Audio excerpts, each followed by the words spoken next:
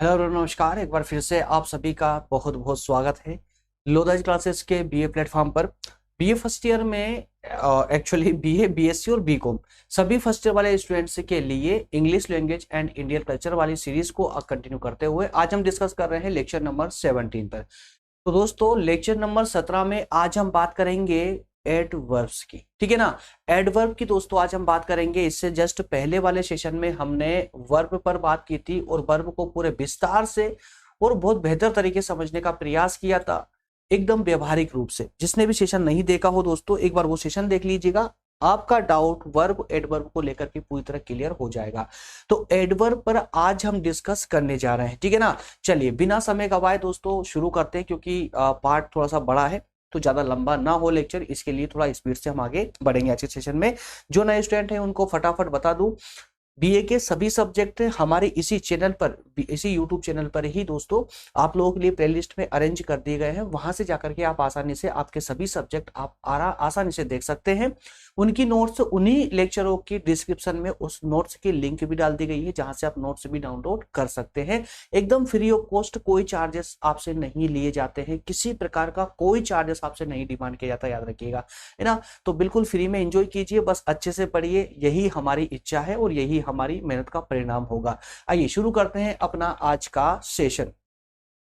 जैसा कि आप सभी कंटिन्यू मुझे फॉलो कर रहे हैं तो आपको बहुत बेहतर तरीके से पता होगा कि इंग्लिश लैंग्वेज के अंतर्गत ये 3rd यूनिट हमारी चल रही है और सिलेबस के अकॉर्डिंग ये हमारी लास्ट यूनिट है, जिसमें लास्ट टॉपिक चल रहा है बेसिक ग्रामर वाला। और बेसिक ग्रामर के अंदर भी नाउन, प्रोनाउन, एडजेक्टिव और वर्ब, ये सब सेशन हमारे हो चुके हैं। आज हम बात कर रहे हैं एडवर्ब पर, क्लियर है। इसके बाद में preposition, article, time and tenses पर भी हमारी चर्चा होगी, वन बाय वन करके। क्लियर है दोस्तों। चलिए तो भी शुरू करते हैं अपना आज का सेशन। बिल्कुल निश्चिंत होकर के बैठिए, एक एक बात आपको पूरे विस्तार से समझ आने वाली है। मैं बिल्कुल एकदम आसान से आसान भाषा में इसको एक्सप्लेन करूंगा, जिससे कि कोई भी स्टूडेंट होगा जिसने पहले कभी भी एडवर्ब के बारे में नहीं पढ़ा होगा तो वो भी समझ जाएगा। बिल्कुल 100% समझेंगे। लेकिन याद रखिएगा, स्पीड से मत बढ़िए, बस ध्यान से सुनते चलिएगा, कुछ भी नोट डाउन नहीं करना है। 100% आपको समझ आएगा, है ना। बस फोकस्ड होकर क्लास में आपको बैठना पड़ेगा। आइए शुरू करते हैं। तो एडवर्ब एक्चुअल में क्या होती है। पहले तो जैसे मैंने आपको वर्ब के बारे में बताया था, है ना, कि वर्ब और कुछ नहीं बल्कि एक प्रोसेस होती है, एक प्रक्रिया होती है। प्रक्रिया के बारे में बताता, हमारे कार्य को करने की एक प्रोसेस प्रदान करती है। उसी तरह से एडवर्ब क्या होती है दोस्तों। अब वर्ब के आगे एडवर्ब लग चुका है ना। तो एडवर्ब क्या होती है एक्चुअल में, ये हमें जो है ना कोई भी कार्य करने के तरीके के बारे में बताता है। जो एडवर्ब होती है ये क्या बताती है दोस्तों, किसी कार्य को कैसे करना है, कब करना है, कहां करना है ना, किस प्रकार से करना है, ये सारी बातें, मतलब ये कि उसका तरीका बताती है। तरीका, कहां पर करना है, कैसे करना है, कब करना है, ये सारी बातें एडवर्ब के अंदर ही की जाती है, एडवर्ब के द्वारा ही की जाती है। यार क्या प्रॉब्लम, सॉरी, है ना। तो सिर्फ सुनते चलिएगा, एक एक बात आपकी पूरी अच्छे से क्लियर हो जाएगी।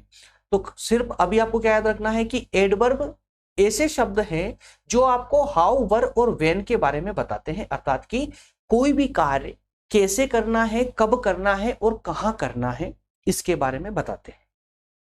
जैसे एग्जाम्पल भी लाया हूं आप लोगों के लिए, एक एक बात का मैं यहां पर एग्जाम्पल के साथ इस चीज को ना प्रूव भी करूंगा, आपको समझने का प्रयास करूंगा। सब हर एक एक पॉइंट के एक एक बिंदु की आपके लिए मैं एग्जाम्पल लेकर के आया हूं। देखिए ये हमें हाउ या मैनर, है ना। तो देखिए most adverbs indicate the manner, place and time. जो अधिकतर जो एडवर्ब होती है ना, ये मैनर के बारे में, है ना, प्लेस के बारे में और टाइम के बारे में बताते हैं। अधिकतम एडवर्ब, तो इसीलिए यूज किया गया है most. Most adverb indicate the manner, place and time. For example देखिए, manner indicate how an action is done. क्या कहा जा रहा है, मैनर क्या इंडिकेट करती है दोस्तों, कि किसी कार्य को कैसे किया जाना है। ध्यान दीजिएगा, है ना। क्या फर्स्ट सेंटेंस क्या बोल रहा है कि manner indicates how, how an action is done. कोई कार्य कैसे किया गया है, कैसे, ये मैनर इंडिकेट करता है। फॉर एग्जाम्पल एग्जाम्पल देखिए, Suresh played very badly in the match. Suresh ने मैच बहुत ही बुरा खेला, है ना, या सुरेश ने मैच में बहुत ही बुरा परफॉर्म किया। ध्यान दीजिएगा क्या लिखा हुआ है, कैसे, कैसा, क्वालिटी बता रहा है यहां पर। हाउ, मैनर क्या बताएगा, आपकी क्वालिटी बताएगा, अच्छा, बुरा, मध्यम, जैसा भी हो, है ना, क्वालिटी बताएगा। तो यहां पर आपका जो है मैनर वाला जो है ना, मैनर है ना, मैनर वाले जो एडवर्ब है ये आपकी क्वालिटी बताएगा। उसी तरह से जब हम बात करते हैं प्लेस की, तो प्लेस एक स्थान विशेष को बताएगा कि ये मैच जो सुरेश ने खेला था ये कहां पर खेला था, है ना।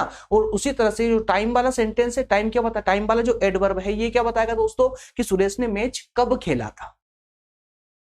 बात समझ आ रही है। तो देखिए प्लेस, सेकेंड एग्जांपल देखिए, place indicate where the action is taking place. Place जो है ये इंडिकेट करता है कि जो एक्शन हुई है, जो कार्य हुआ है वो कहां पर हुआ है, किस प्लेस पर हुआ है। फॉर एग्जाम्पल, एग्जाम्पल देखिए, my parents live in a small village, live in a small village, तो एक छोटे से गांव में रहते हैं, प्लेस बताया, क्लियर है ना। उसी तरह से टाइम की बात करते हैं तो time indicate when the action takes place, तो एक्शन कब ली गई है, व्हेन, ये जो वैन दिख रहा है ना आपको, ये वैन यूज किया गया है, वैन, ये एक्शन अर्थात ये कार्य कब किया गया है। एग्जांपल देखिए, meeting will be held tomorrow, meeting will be held tomorrow, है ना, मीटिंग कल के लिए फिक्स कर दी गई है, क्लियर हुआ ना। तो ये इस प्रकार से हम यह कह सकते हैं कि जो एडवर्ब होती है ना वो कुछ और नहीं बल्कि हमें किसी कार्य को जो हम करते हैं उस कार्य को कैसे करना है, कैसे कार्य हुआ है या कब हुआ है और कहां पर हुआ है, ये बातें बताता है एडवर्ब, और कुछ भी नहीं। बस आपको ये तीन वर्ड याद करना है, how, where and when. How that means कैसे, राइट, वेयर इट मीन्स कहां पर, और व्हेन दैट मीन्स कब, ठीक है ना। सिर्फ ये तीन बातें फिलहाल आप याद रखिए, कभी कंफ्यूजन हो तो ये एग्जाम्पल देख लीजिएगा, ये सारे एग्जाम्पल, जैसे आप एग्जाम्पल पढ़ेंगे आपको ये सारी बात अपने आप क्लियर हो जाएगी पीडीएफ डाउनलोड करने के बाद लास्ट में, है ना। चलिए आगे बढ़ते हैं, इसकी और कुछ थ्योरी देख लेते हैं जिससे कि और अच्छे से ये क्लियर हो जाए। हर एक का एग्जाम्पल आप लोगों के लिए है दोस्तों। देखिए एडवर्ब मोस्टली, एडवर्ब, एडवर्ब जो होती है ना mostly verb, adjective and another adverb, prepositions and tell us how many, when or where something was done।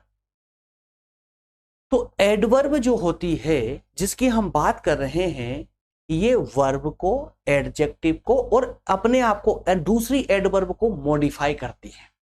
क्या करती है, मॉडिफाई करती है। ध्यान से सुनिएगा, मैं फिर रिपीट कर रहा हूं, एडवर्ब जो होती है ये वर्ब को मॉडिफाई करेगी, एडजेक्टिव को मॉडिफाई करेगी और दूसरी एडवर्ब को भी मॉडिफाई करके उसका अर्थ बदलने का कार्य करती है।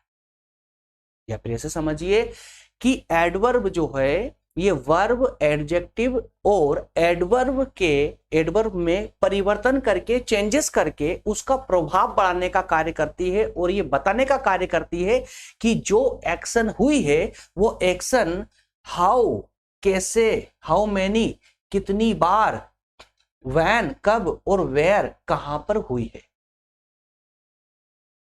ठीक है ना। और दूसरी बात आपको दोस्तों याद रखना है कि एडवर्ब जो है ना ये हमेशा वर्ब के बाद में इसका यूज किया जाएगा, वर्ब के बाद इसको मॉडिफाई किया जाएगा। क्या लिखा हुआ है, adverb is placed after the verb it modifies. तो जब वर्ब को ये एडवर्ब मॉडिफाई करेगी, कैसे करेगी बता रहा हूं एग्जांपल के माध्यम से, सुनते चलिएगा। जब एडवर्ब वर्ब को मॉडिफाई करेगी ना तो वो जो एडवर्ब है, जो मॉडिफाई वाला जो शब्द है ये उसके बाद में रखा जाएगा। किसके बाद में, वर्ब के बाद में यूज होगा।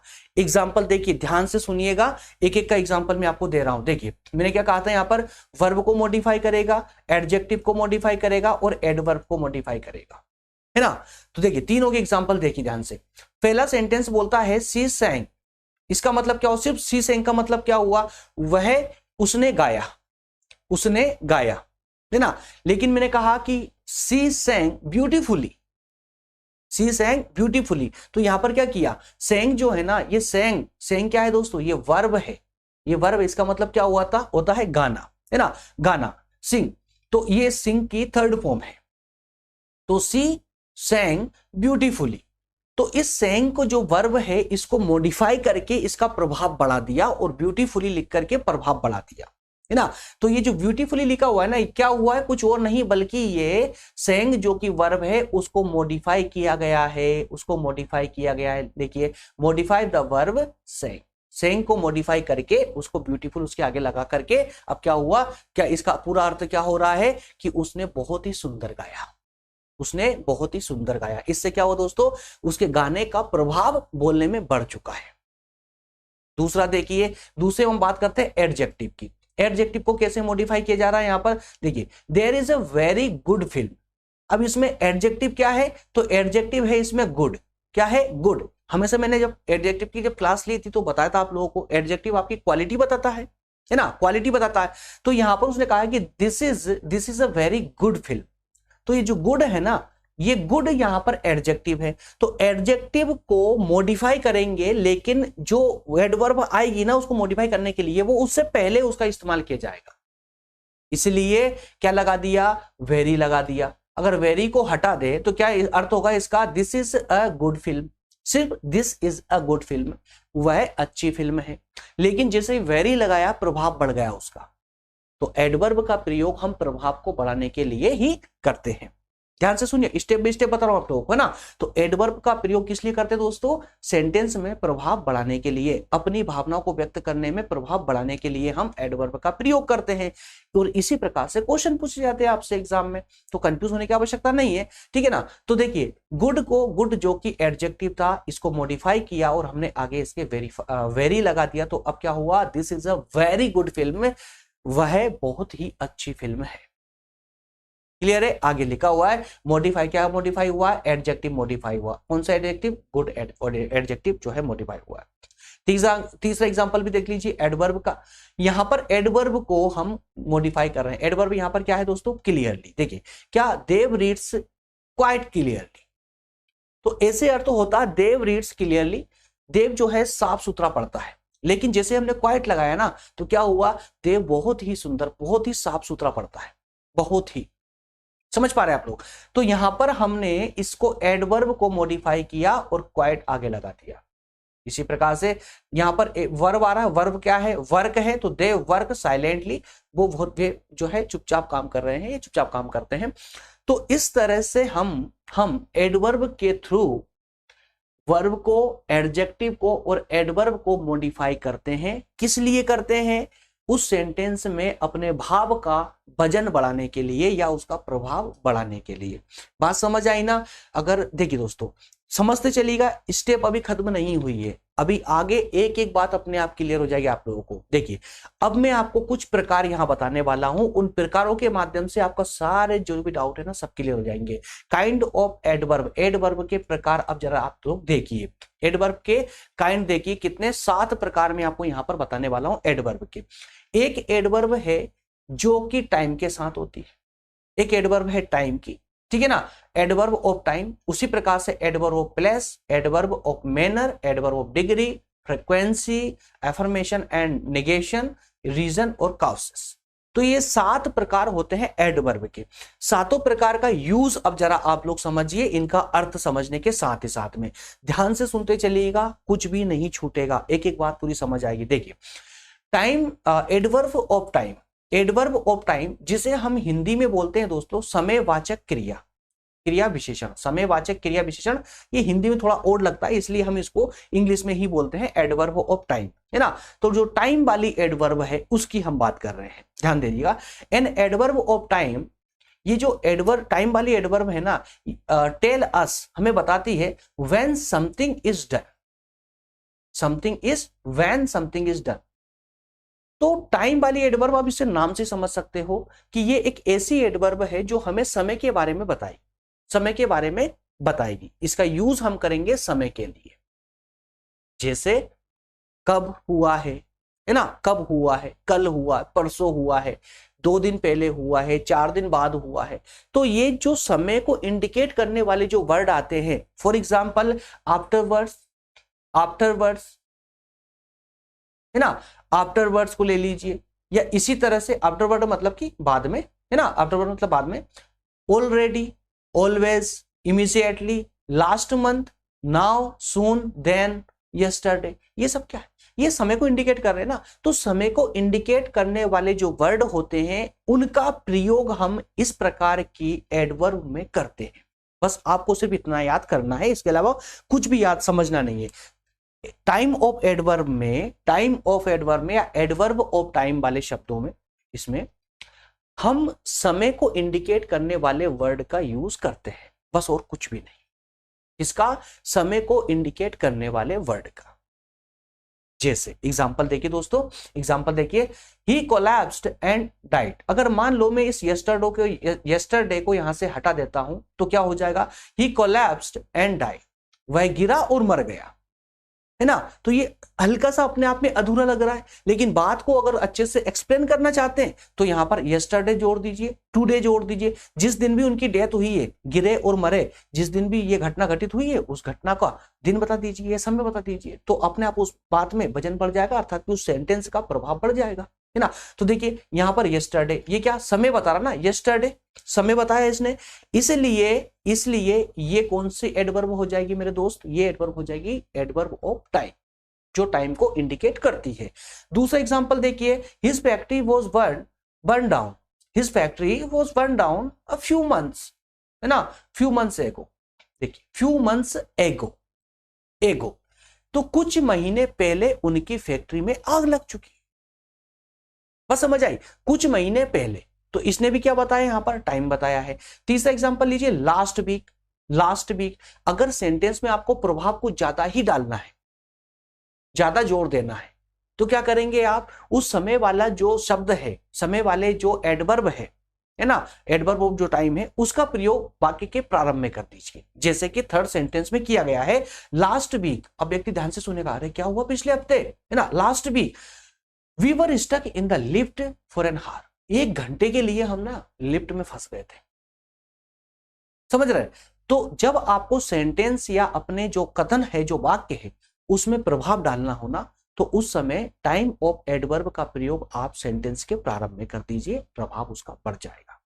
बात समझ आई ना। उसी तरह से बिल्कुल जिस प्रकार से हमने एडवर्ब ऑफ टाइम को समझा, बिल्कुल सेम टू सेम प्लेस वाला है। वहां पर समय को इंडिकेट करने वाले शब्दों का प्रयोग करना था, और यहां पर कौन से शब्दों का प्रयोग होगा, जो प्लेस को, जगह को, स्थान को इंडिकेट करेंगे। सिंपल सी कहानी है ना। देखिए क्या लिखा हुआ है, ये शब्द हमको क्या बताएंगे, वेयर समथिंग इज डन, भाई कोई कार्य हुआ है, वेयर कहां हुआ है, तो स्थान को बताएंगे, है ना। We use it after the verb, तो इसको हम वर्ब के बाद यूज करेंगे, या डायरेक्ट ऑब्जेक्ट के साथ यूज करेंगे, या end of the sentence, clear है, या सेंटेंस के अंतिम रूप से या आखिरी में यूज करेंगे। तीनों के एग्जांपल में दूंगा आपको, निश्चिंत रहिए। क्या कहा जा रहा है, एडवर्ब ऑफ प्लेस वाले शब्दों का प्रयोग हम जो है वर्ब के बाद में भी कर सकते हैं, डायरेक्ट ऑब्जेक्ट के साथ भी कर सकते हैं, डायरेक्ट ऑब्जेक्ट के रूप में भी कर सकते हैं, और सेंटेंस के लास्ट में भी कर सकते हैं। और ऐसे शब्द कौन कौन से होंगे, जो जगह, जो कि वेयर, स्थान को बताएंगे, जैसे एबव ऊपर, बिलो नीचे, हियर यहां, outside, over there, there under, है ना, अपस्टेयर। तो ये सब क्या है, ये है ना प्लेस बता रहे हैं, कहां पर घटना घटित हुई है, ये कार्य कहां पर हुआ है। एग्जाम्पल लीजिए दोस्तों, देखिए एग्जाम्पल से ज्यादा बेहतर समझेंगे आप। वी कैन स्टॉप हियर, क्या लिखा हुआ, we can stop here for lunch. तो पहले सेंटेंस में क्या बोला जा रहा है, वी कैन स्टॉप हियर, हम यहां रुक सकते हैं, फॉर लंच, लंच के लिए। तो इसमें हम यहां रुक सकते हैं। तो ये क्या बताया दोस्तों, प्लेस के बारे में बताया, यहां, है ना, प्लेस के बारे में बताया, हियर का इस्तेमाल हुआ है, तो ये हियर का यूज हुआ है, ये क्या है, तो एडवर्ब ऑफ प्लेस है। उसी प्रकार से नेक्स्ट सेंटेंस है, school boy was knocked over by a school bus. तो स्कूल के बच्चे, स्कूली बस ने जो है स्कूल के बच्चे को कुचल दिया, ये इसका हिंदी अर्थ होता है। तो नॉक्ड ओवर स्कूल बस के नीचे, आई बात समझ, स्कूल बस ने कुचल दिया। तीसरा एग्जांपल लीजिए, they rushed for their they rushed for their live, वो भागने लगे अपनी जान बचाने के लिए। व्हेन, कब, when fire broke out in the floor below, नीचे की बिल्डिंग में, नीचे के फ्लोर में आग लगने पर वो अपनी जान बचाने के लिए भागने लगे। तो बिलो नीचे की बात हो रही है। बात समझ आई? तो मैंने तीनों प्रकार के एग्जांपल दिया आपको। कौन सा? देखिए फर्स्ट वाले में क्या था दोस्तों, फर्स्ट वाले में था जहां पर आपके वर्ब के बाद में इसका प्रयोग किया जाए। वर्ब क्या है यहां पर फर्स्ट वाले सेंटेंस में? स्टॉप। स्टॉप के बाद में यूज हुआ है किसका? एडवर्ब ऑफ प्लेस का। दूसरे सेंटेंस में दोस्तों ये ऑब्जेक्ट के साथ यूज हुआ है। नॉक्ड क्या है? ऑब्जेक्ट है ना? नॉक्ड क्या है? ऑब्जेक्ट है। ऑब्जेक्ट के साथ में यूज हुआ, ऑब्जेक्ट है ना, नॉक्ड ओवर। उसी प्रकार से सेंटेंस के लास्ट में बिलो, सेंटेंस के लास्ट में भी इसका यूज हुआ है। बात समझ आई ना? तीसरा प्रकार देखिए इसका, तीसरा जो था मैनर, मतलब कि मैनर क्या? हाउ समथिंग इज डन, कुछ भी कार्य जो कुछ भी हुआ है ना वो कैसे हुआ है, तरीका बता रहा है। तो तरीका बता, देखिए most adverb of manner and in L Y. तो इस प्रकार के सेंटेंस में जो हमें हाउ समथिंग इज डन बताते हैं, या है ना किस प्रकार से, प्रकार बताते हैं किस प्रकार से कार्य हुआ है, मैनर वाला, तो उस वाले सेंटेंस में मोस्टली अधिकतम रूप से जो है ना ऐसे सेंटेंस का अंत, ऐसे सेंटेंस के में लास्ट में एल वाई आता है। अधिकतम रूप से एल वाई आता है इस शब्दों में, जैसे badly, happily, sadly, slowly, quickly, ऐसे शब्द आपको देखने को मिलेंगे। अदर दैट इंक्लूड्स, इनके अलावा वेल, हार्ड और फास्ट, इन शब्दों को भी इंक्लूड इसमें किया गया है। किस किस में दोस्तों? Badly, happily, sadly, slowly, quickly. तो इसमें वेल, हार्ड और फास्ट को भी यूज या कहें कि उसका इस्तेमाल किया गया है। लेकिन मोस्टली याद रखिए एल वाई से ही इनका, इन सेंटेंसों का जो है अंत होता है। कहें कि सेंटेंस के लास्ट में जो है ना एल वाई यूज होता है इस शब्दों के लास्ट में। देखिए ध्यान दीजिएगा, एग्जाम्पल दिए गए, the brothers were badly injured in the fight, दोनों भाई लड़ाई में बहुत ज्यादा गंभीर रूप से घायल हो गए, है ना। तो क्या बैडली, एल वाई पीछे आया दोस्तों इसमें। उसी प्रकार से they had to act fast, they had to act fast to save the others floating in the water, जो लोग पानी में तैर रहे थे उनको बचाने के लिए ना स्पीड से काम करना पड़ा, फास्ट। ये देखिए फास्ट आ गया ना आपका, फास्ट आ चुका है। तीसरा एग्जांपल देखिए आप लोग, at the advance age of 88, 88 साल की, 88 ईयर्स की उम्र में भी she still sang very well, वो आज भी बहुत अच्छा गाती। वेल, लास्ट में वेल का यूज हुआ, क्लियर। तो ऐसे आप मैनर वाले को समझ सकते हैं। मैनर वाले में यहां पर क्या हाउ बताता है, हाउ के बारे में, है ना, कैसे। क्लियर हुआ? तो पहले सेंटेंस में बताया गया है बैडली मतलब कि बेकार, बहुत मतलब बहुत ज्यादा, है ना। फास्ट स्पीड से, हाउ स्पीड से बताया गया। वेल, हाउ कैसा, वेल अच्छा, बहुत अच्छा। समझ पा रहे हैं आप लोग? नेक्स्ट है इसमें डिग्री। डिग्री में कंफ्यूज मत होइएगा, बहुत सारे स्टूडेंट कंफ्यूज होते हैं। डिग्री में और कुछ नहीं बल्कि ये लेवल और एक्सटेंड के बारे में बताता है। लेवल और एक्सटेंड के बारे में बताता है। जो भी एक्शन हुई है या जो भी कर्ता के द्वारा, है ना, नाउन के द्वारा जो भी एक्शन की जा रही है उसकी लेवल बताता है, उसका स्तर बताता है ना, कि उसका स्तर कितना है, हाउ मच। क्लियर है? तो ऐसे में डिग्री जो है ना, देखिए almost, much, nearly, quite, really, so, too, very, ऐसे शब्दों का यूज होता है। जहां पर भी ऑलमोस्ट, मच, नियरली, क्वाइट ऐसे शब्दों का यूज होता है वो एडवर्ब ऑफ डिग्री कहलाएगा। Adverb of degree. एग्जाम्पल देखिए समझ जाओगे। देखिए पहला एग्जाम्पल है, फर्स्ट सेंटेंस ध्यान से पढ़िएगा, it was too dark, it was too dark for us to find our way out of the cave. गुफा में बहुत ज्यादा अंधेर था, इस कारण से रास्ता ढूंढने में मुश्किल हुई। तो ये क्या था दोस्तों, यहां पर जो एडजेक्टिव आया आपका डार्क, डार्क क्या था, एडजेक्टिव है ना। एडजेक्टिव से पहले इसका इस्तेमाल किया गया है, किसका, एडवर्ब ऑफ डिग्री का। एडवर्ब ऑफ डिग्री का ये लेवल बता रहा है, टू मतलब बहुत ज्यादा, टू डार्क बहुत ज्यादा अंधेरा, स्तर बताया ना, बहुत ज्यादा अंधेरा। दूसरा सेंटेंस पढ़िए, the referee had to stop the match, referee को मैच रोकना पड़ा, when it began to rain really heavily, referee को मैच रोकना पड़ा क्योंकि वास्तविक रूप से बहुत तेज बारिश होने के कारण। तो यहां पर क्या दोस्तों, एडवर्ब से पहले इसका इस्तेमाल किया गया है। हेवीली क्या है, एडवर्ब है हेवीली, उससे पहले रियली का इस्तेमाल हुआ है। उसी तरह से देखिए next, her daughter is quite fat for her as.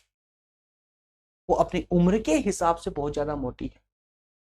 उसकी लड़की या उसकी डॉटर जो है उम्र से ज्यादा मोटी है ना, तो क्वाइट। उसी तरह से an accident victim nearly died from his injuries. वो जो भी दुर्घटना ग्रस्त व्यक्ति था वो बिल्कुल मौत के करीब है।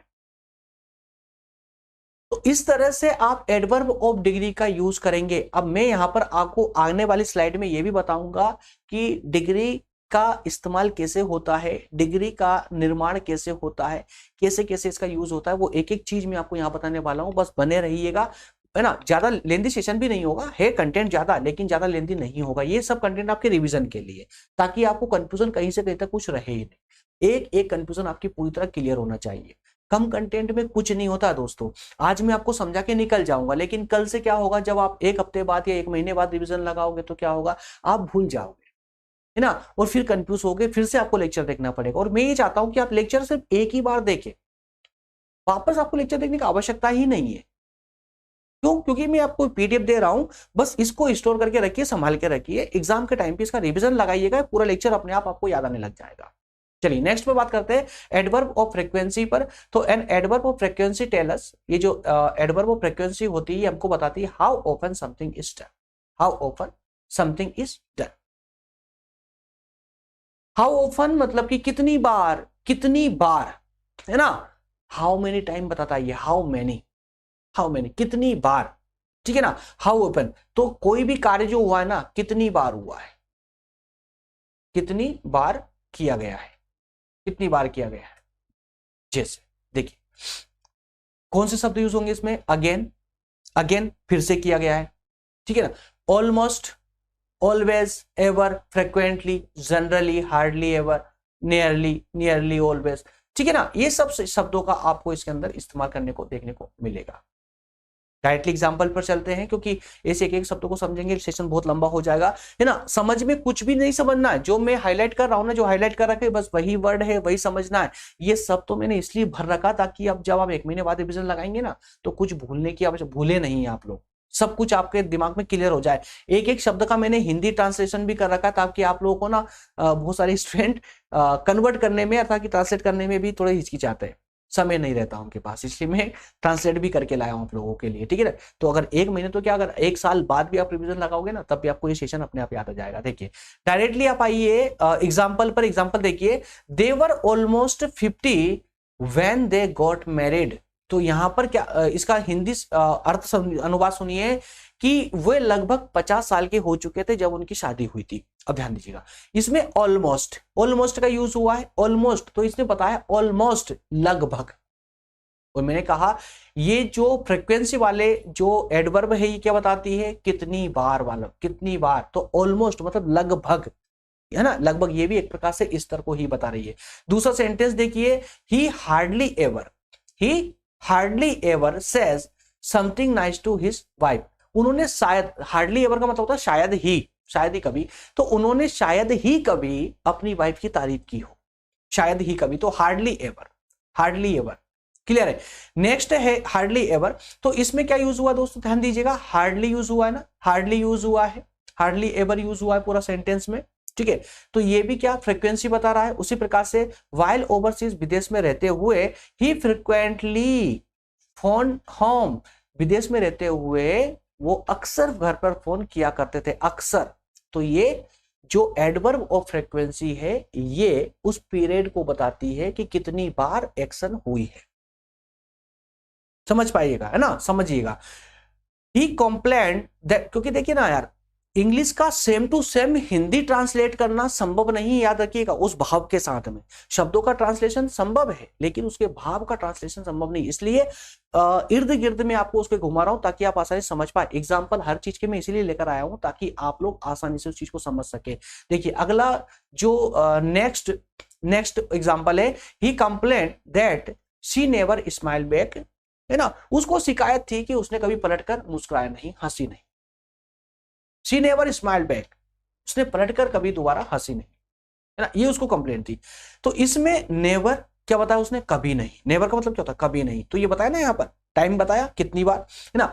पेटर seldom seldom read the Bible, तो पेटर ने शायद बाइबल पढ़ी है, शायद पढ़ी है, समझ पाइएगा, ठीक है ना। तो इसीलिए यहां पर इंग्लिश में हाउ ऑफन का यूज हुआ है, हाउ ऑफन का। और एग्जैक्टली अगर ये बताया जाता कि 10 बार, 20 बार, 100, 200 बार, है ना, कितनी बार, तो ये हाउ मेनी का यूज होता है यहां पर। तो इसलिए कहा गया कि how often something is done, कोई भी एक्शन कितनी बार की गई है, इसके बारे में एडवर्ब ऑफ फ्रीक्वेंसी के द्वारा बताया जाता है। नेक्स्ट है आपका adverb of affirmation and negation. मत टेंशन लीजिएगा, अगर कुछ भूलते भी जा रहा है, पिछला भूलते भी जा रहा है ना, तो भी बिल्कुल टेंशन, ऐसा मत सोचिए पिछला भूल रहे हैं। जो आप समझ चुके हैं ना, उसको कभी नहीं भूलेंगे। बस शर्त यही है कि सेशन कंप्लीट होने के बाद में आप पीडीएफ डाउनलोड कीजिए और वहां से अच्छे से पीडीएफ पर रिवीजन लगाइएगा, आपका पूरा टॉपिक एकदम क्लियर रहेगा, बिल्कुल भी मिस आउट नहीं होगा। चलिए नेक्स्ट है एफर्मेशन एंड नेगेशन। इसमें क्या है, एडवर्ब ऑफ नेगेशन जो है negation tell us whether whether whether an action is done और नॉट, कोई कार्य हुआ है या नहीं हुआ है, कोई कार्य हुआ है या नहीं हुआ है, कोई एक्शन हुई है या नहीं हुई है, ये बताता है कौन, एफर्मेशन एंड नेगेशन।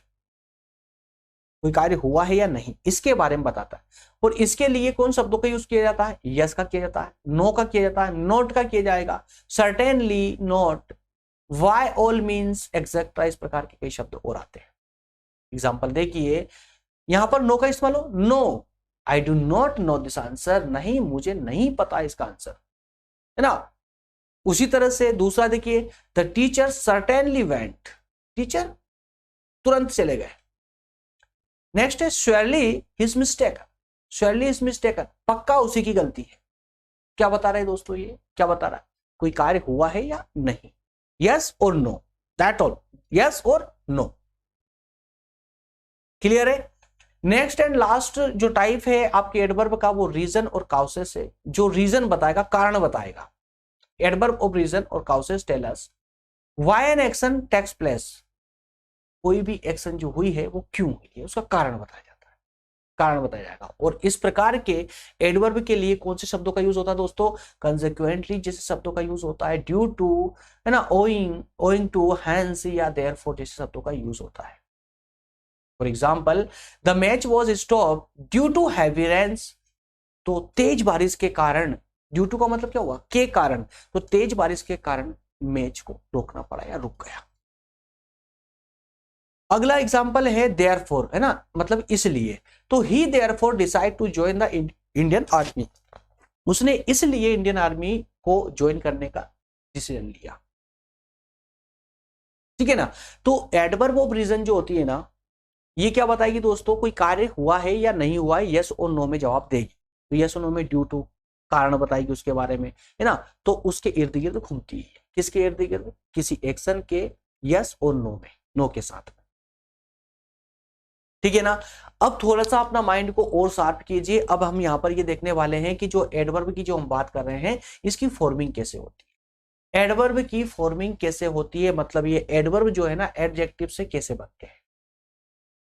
पहला फॉर्मूला है इन मोस्ट केसेस, अधिकतम रूप से, अधिकतम मतलब 90% मान के चलिएगा, अधिकतम रूप से जो है ना, यहां पर adverb is formed by the adding L Y, L Y को जोड़ने से अधिकतम रूप से एडजेक्टिव से एडवर्ब बन जाती है। एडजेक्टिव में आप एल वाई को जोड़ दोगे तो क्या बन जाएगा, एडवर्ब बन जाएगा एडजेक्टिव में।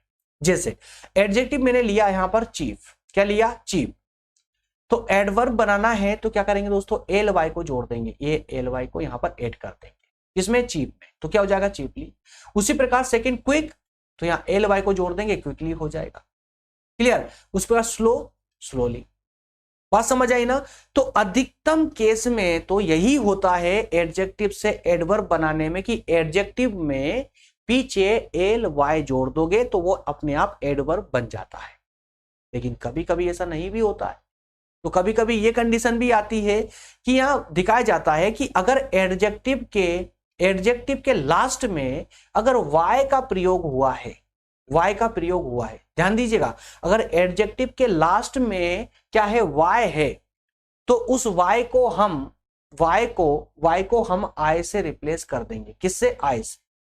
y को हम कैसे? I से रिप्लेस कर देंगे और ly को जोड़ देंगे, ly को जोड़ देंगे। फॉर एग्जाम्पल देखिए, ये एडजेक्टिव है, एडजेक्टिव लास्ट में y आ रहा है, तो इस y को हम यहां से हटा देंगे। तो y को हटाएंगे तो क्या शब्द आएगा दोस्तों, एक समझा देता हूं मैं, क्या आएगा, EAS।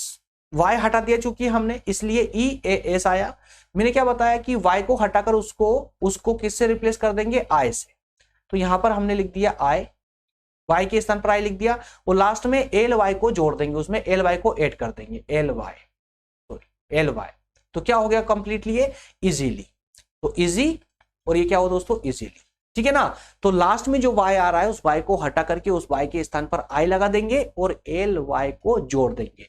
जैसे एंग्री तो क्या हो जाएगा, एंग्रीली, हैप्पी, हैप्पीली। बात समझ आई ना। नेक्स्ट इसका फॉर्मिंग है, अगर एडजेक्टिव के एंड में एबल आ जाए, इबल आ जाए या LE आ जाए, तो उस केस में आप क्या करोगे, उस केस में दोस्तों, उस केस में जो लास्ट में आपको ई दिख रहा है ना, इन सबके लास्ट में जो ई दिख रहा है ना, इस ई को हटा दीजिए और उसके स्थान पर वाई लगा दीजिए, दैट्स ऑल, वो एडवर्ब बन जाएगा। जैसे यहां एडजेक्टिव था प्रोबेबल, क्या था, प्रोबेबल, तो यहां पर एबल वर्ड आ रहा है, देखिए हाईलाइट कर रखा है मैंने, एबल आ रहा है, तो इस एबल के लास्ट में क्या ई है ना, तो ये जो ई है, इस ई को हटा करके क्या लगाएंगे आप लोग, वाई लगाएंगे। तो ई को हटाया मात्र मैंने और वाई लगा दिया, क्या बन जाएगा, प्रोबेबली बन गया। उसी प्रकार से ट्रिबल जो है, ट्रिबल के का ई हटा दिया, ई को हटाया और वाई को जोड़ दिया, ट्रिपली हो गया, ट्राइबली, ठीक है ना, जेंटली हो गया। क्लियर है, ई को हटाकर वाई लगा दिया। बात समझ आ रही ना। इसके बाद में चौथा फॉर्म इसका है, देखिए कि यहां पर कहा जा रहा है कि अगर एडजेक्टिव के एंड में आईसी अगर आता है ना, आईसी आता है ना, तो उसमें ALLY को जोड़ दीजिए, अपने आप एडवर्ब बन जाएगा, एक शब्द को छोड़ करके। कौन सा, पब्लिक को छोड़कर। पब्लिक का मोस्टली पब्लिक का जो है ना एडवर्ब, पब्लिक क्या है दोस्तों, ये एडजेक्टिव है, लेकिन पब्लिकली LY इसमें जुड़ा है ना, सी बेशक वैसे सिर्फ उसमें LY जुड़ गया है, इसलिए इस शब्द को छोड़ करके बाकी सभी केस में क्या होगा, जहां पर भी IC आखिरी में आए शब्द के, मतलब एडजेक्टिव के लास्ट में अगर IC आता है तो वहां ALLY जुड़ जाएगा और वो एडवर्ब बन जाएगा। जैसे बेसिक है, IC आ रहा लास्ट में दोस्तों, ठीक है ना, तो ये IC को हटाइए और ALL को जोड़ दीजिए, है ना, माफ कीजिएगा, हटाना नहीं है, देखिए बेसिक, ठीक है ना। तो जहां पर भी IC लास्ट में आ रहा है, उस शब्द में कुछ नहीं कर, कोई चेंजेस नहीं करना, सिर्फ वहां पर ALLY को जोड़ना है, ALLY को जोड़ना है, तो क्या हो जाएगा, बेसिकली हो जाएगा। उसी प्रकार से ट्रेजिक तो ट्रेजिकली, है ना, इकोनॉमिक इकोनॉमिकली। इसी प्रकार कई प्रकार के एडजेक्टिव है जिनमें ALLY को जोड़ना है और अपने आप, लेकिन याद रहे वही एडजेक्टिव जिसके आखिरी में I और C का यूज हो रहा हो, I और C आ रहा हो, उसी में हम ALLY को जोड़ेंगे तो वो एडवर्ब बन जाएगा, ठीक है ना। अच्छा, degree of comparison in adverb को जरा समझिए। तो यहां पर मैं आपको बता रहा हूं कि डिग्री जो है ना दोस्तों, ये विशेष रूप से 3 प्रकार की होती है, बस ये समझिए, डिग्री 3 प्रकार की होती है, पॉजिटिव, कंपैरेटिव और सुपरलेटिव। डिग्री 3 प्रकार की होती है, पॉजिटिव डिग्री, कंपैरेटिव डिग्री और सुपरलेटिव डिग्री। बिल्कुल कंफ्यूज मत होइएगा, एकदम आसान शब्दों में समझिए कि जो कंपैरेटिव और सुपरलेटिव डिग्री है ना, ये कहीं और से नहीं आती, बल्कि पॉजिटिव डिग्री से ही बनती है। पॉजिटिव डिग्री से ही कंपैरेटिव डिग्री और सुपरलेटिव डिग्री का निर्माण होता है। कैसे होता है मैं ये बता रहा हूं, देखिए इनका कंपैरेटिव और सुपरलेटिव डिग्री कैसे बनती है, ER का, EST, मोर और मोस्ट का यूज करके, और कुछ भी नहीं, बस ER, EST, मोर और मोस्ट। तो इस केस में क्या होगा, ER और मोर, ध्यान दीजिएगा, ER और मोर, इन दो शब्दों का यूज हम कब करेंगे, जब हमें कंपैरेटिव डिग्री बनाना होगा, पॉजिटिव से कंपैरेटिव डिग्री बनाना होगा तब। उसी तरह से EST और मोस्ट का प्रयोग हम कब करेंगे, जब हमें पॉजिटिव डिग्री से सुपरलेटिव डिग्री बनाना होगा तब।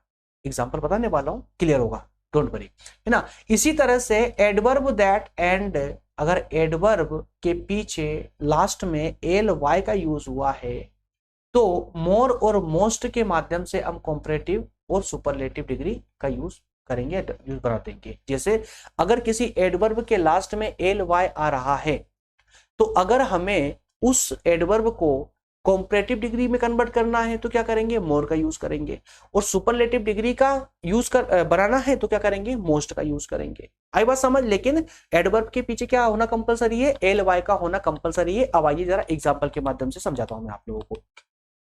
पहला example, the one syllabus adverbs use ER in the comparative form and EST in the superlative form।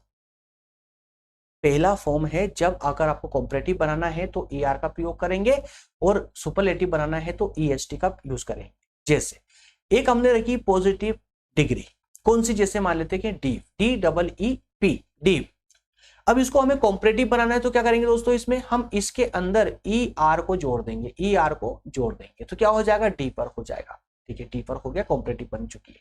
लेकिन अगर हमें सुपरलेटिव बनाना है तो यहाँ ER के स्थान पर EST को जोड़ देंगे, EST को जोड़ देंगे तो क्या हो जाएगा, डीपेस्ट हो जाएगा। डीपेस्ट, डीप गहरा, डीपर ज्यादा गहरा और डीपेस्ट बहुत गहरा, है ना। उसी तरह से फास्ट, फास्ट में हमने ER जोड़ा, फास्टर हो गया, और EST जोड़ा, फास्टेस्ट हो गया, सुपरलेटिव बन चुका है। ठीक है ना। हार्ड, हार्डर, हार्डेस्ट, उसी तरह से हाई, हायर और हाईएस्ट, तीनों डिग्री हो चुकी है आपकी, पॉजिटिव, कॉम्परेटिव और सुपरलेटिव।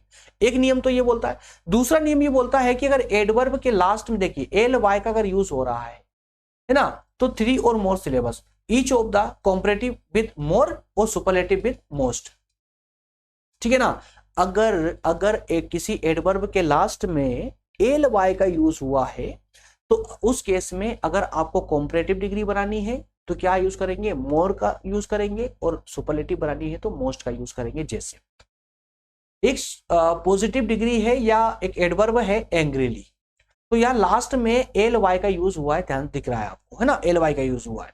तो इस एल वाई का यूज हुआ है तो अब हमें कॉम्परेटिव बनाना है तो क्या करेंगे दोस्तों, तो हम यहाँ पर मोर का यूज करेंगे। क्लियर है। लेकिन हमें बनाना है इसको सुपरलेटिव डिग्री तो हम यहाँ पर मोस्ट का यूज कर देंगे आगे, और कोई चेंजेस नहीं, सेम रहेगा। एंग्रीली तो मोर एंग्रीली या मोस्ट एंग्रीली, सुपरलेटिव में मोस्ट हो जाएगा। उसी प्रकार ब्राइटली, मोर ब्राइटली या मोस्ट ब्राइटली, उसी प्रकार से फ्रीली, मोर फ्रीली और मोस्ट फ्रीली। ठीक है, मोर का यूज कॉम्परेटिव के लिए, मोस्ट का यूज सुपरलेटिव के लिए।